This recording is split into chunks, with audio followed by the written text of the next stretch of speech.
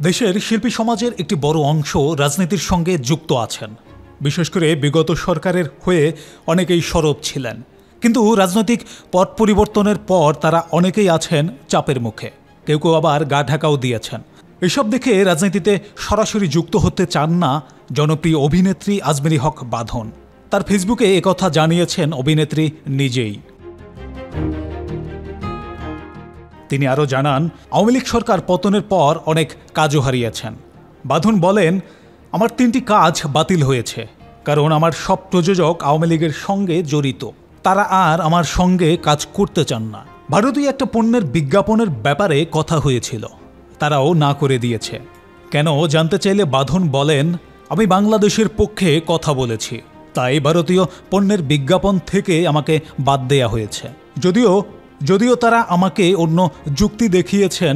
তারা বলেছেন জরিপে নাকি এসেছে আমাকে কেউ চেনে না, আর আমার সব প্রযোজক আওয়ামী লীগের সঙ্গে জড়িত। তারা এখন আর আমাকে নিতে চান না, তাই আমার হাতে কোনো কাজ নেই। আব্দুল্লাহ মোহাম্মদ তার নতুন কাজে আমাকে নেননি, সে তার মতো কাজ করছে আর আমি আমার মতো। আমার হাতে এখন তাই কোনো কাজ নেই। নতুন কাজের প্রসঙ্গে তিনি আরও বলেন, অনেক জায়গা থেকে অনেক রকম অফার পেয়েছি, কিন্তু আমি সেসব গ্রহণ করিনি। ছোটবেলা থেকে বড়দের মুখে শুনেছি আমি মানুষের জন্য কাজ করি, আমাকে দিয়ে রাজনীতি হবে। আমি মানুষের পাশে ছিলাম, আছি, থাকব।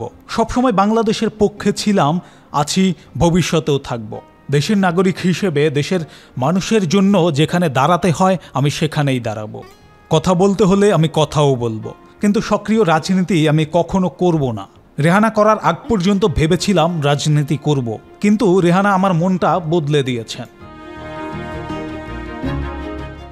একই প্রসঙ্গে ফেসবুকে বাঁধন লিখেছেন, আনিসুল হকের নির্বাচনীয় প্রচারণায় আমি কাজ করেছি।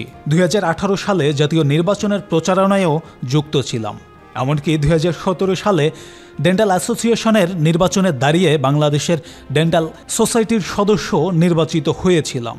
তখন সত্যি এই বিশ্বাস করতাম রাজনীতি সমাজ পরিবর্তনের পথ।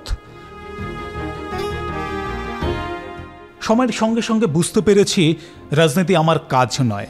আমি স্বাধীনতার স্বাদ পেয়েছি, আর একবার স্বাধীনতার স্বাদ পেলে অন্ধভাবে নির্দেশ মেনে চলা কারো পক্ষে সম্ভব না। রাজনীতি কঠিন কাজ থেকে বহু রাজনীতিকে দেখেছি, কেউ কেউ আমাকে মুগ্ধও করেছেন, কিন্তু আমি সে পথে পা বাড়াবো না। বিনোদন ডেস্ক, বাংলাদেশের খবর।